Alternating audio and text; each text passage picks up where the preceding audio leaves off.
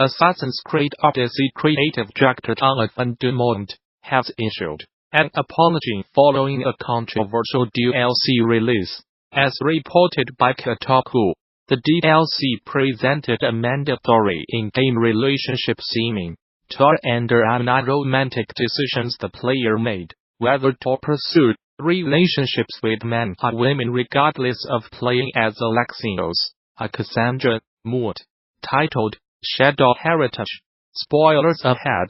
The DLC had players enter into a scripted relationship with a man if playing as Kassandra, a woman if playing as Alexios, in order to have a child. Ubisoft's rationale behind this decision was to have the unavoidable relationship built as part of a set story and hype up the next chapter of DLC. Dumont released a statement yesterday in an attempt to offer more clarity behind the decision and what the Odyssey team was going for.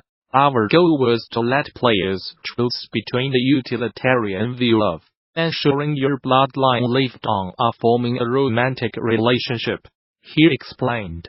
We'd attempted to distinguish between the two, but could have done this more carefully as we were walking a narrow line between role-play choices and story, and the clarity and motivation for this decision was poorly executed. According to Dumont, players will not have to engage in a lasting romantic relationship if they do not want to as they continue their adventure in the next DLC. We have read your responses online and taken them to heart. This has been a learning experience for us. Understanding how attached you feel to your Kassandra and your Alexios is humbling, and knowing we'll let you down is not something we take lightly. He continued, we will work to do better and make sure the element of player choice in Assassin's Creed Odyssey carries through our DLC content so you can stay true to the character you have embodied throughout. Ubisoft went on to confirm that the content of Shadow Heritage will not be changed, but the next chapter of the will make the character development and choice much more clear to players, and that is where they will be able to decide how they want to handle their relationship now that they have ensured that their bloodline will continue.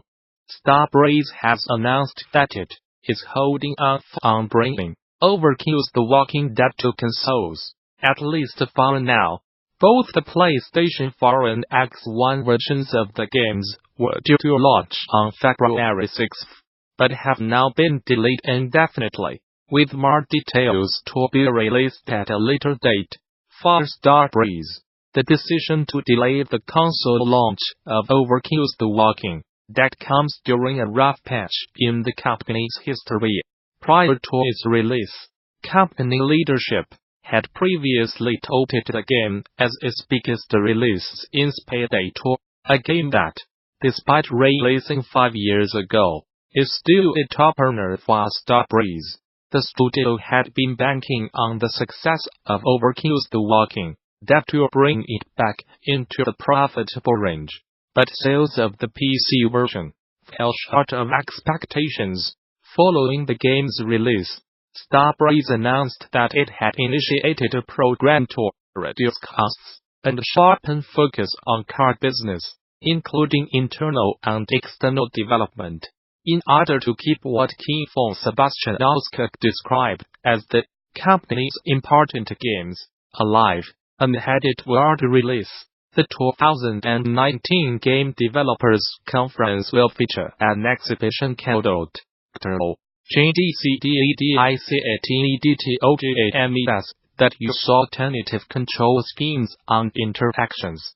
Gamasutra will be talking to the developers of each of the games that have been selected for the showcase. EXTRAREALITY CODEBREAKER gives players what appears to be an OTV, tasking them with interacting with 16 puzzles on different channels. Finding the answer to those puzzles is just the beginning, as players must then look at the information they have found and work it out in the real world. Gamasutra spoke with Hlebowitsh, developer of EXTRAREALITY CODEBREAKER, to learn about the difficulties faced in designing puzzles around a single input. We also talked about the developer's interest in engaging the player outside of the game world, bringing play beyond the screen, by drawing the input interact into reality. My name is Hlebowitsh, and this was a solo project. I did all of the programming, hardware engineering, puzzle design, art, and woodworking.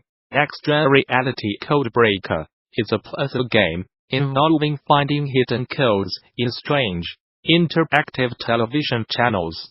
There are two dials on the box. The top dial selects the puzzle, while the bottom dial is what you use to solve it. Each puzzle leads to a 5 or 6-letter English word, which is your hidden code for that puzzle. I have been reading a lot about sculptors recently, and I was struck by an essay by Judd called Specific Objects. In it, one of the points he argues is that we have done utter disservice by placing it behind the frame, separating it from the viewer. His solution to this was to create objects of solid materials that were placed in a room, in a way that forced the viewer to engage with the object. I liked the idea of performing a lift like that to get a player to engage with an input interaction. But instead of moving the game scene out from behind the screen into the real world, like via AR, I thought that I would try lifting the whole input interaction, and have the player mimic the interaction outside of the game. I wanted to design a game that explored how an input device can be used to control something. In order to do that, I needed a puzzle architecture that was flexible enough to accommodate a large number of different mechanics, using English words as the answers, along with framing the grammar and breaking codes, seemed to be the solution to those issues. The game is designed to explore dial interactions. As a result, the dial needs to be used in as many different ways as possible. In general, I started with the possible way for a dial to control something, and built the puzzle around it. The tricky part there is that you need a way to extend the interaction in order to design the second step of each puzzle, which was not always possible. I really enjoy the design of old television sets, especially the wooden ones. This game does not need very many inputs, so it made sense to make the design simple and minimalist.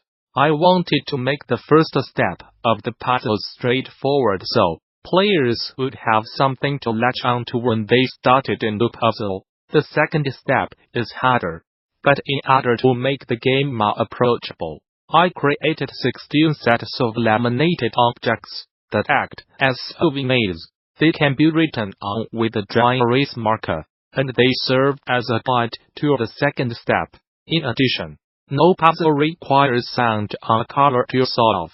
I wanted to make the game as accessible as possible. I made a game called Rip, which was a logic puzzle game that tried to let solvers down an interesting solve path by carefully mapping out information at every step of the puzzle. It was showcased at PAX East a few years ago, with the indie Megabooth. EXTRAREALITY CODEBREAKER is run on a Raspberry Pi, is coded in C, and uses the experimental OpenGL drivers on the board. I coded it on my Mac in Judd, using OpenGL 3 on GLSL 334 shaders. The Raspberry Pi only runs OpenGL 2.1 and GLSL 1.0. However, so every time I have coded a new feature, or written a new shader, I have had to port the code from the newer version to the older one. This is definitely not the best way to do this. The case is made from African padauk wood, which gives it a nice orange color. The front panel is laser engraved maple. I am also building 2 other boxes out of Purple Heart and Winch. Unique controllers enable unique interactions. Without a standalone box with a dial, there would be no way to perform the lift mentioned above, which is what the whole game is designed around. The puzzle mechanics and game would not make sense with a different type of controller. The Gamasutra Job board is the most diverse, active and established board of its kind for the video game industry. Here is just one of the many positions being advertised right now. Location: Seattle, Washington. We are Mythical Games, a fully funded startup innovating at the intersection of video games and blockchain. Our goal is to lead the industry with the launch of exceptional video game experiences that leverage blockchain technology, while also providing a platform of robust tools that will allow any other game developer to do the same.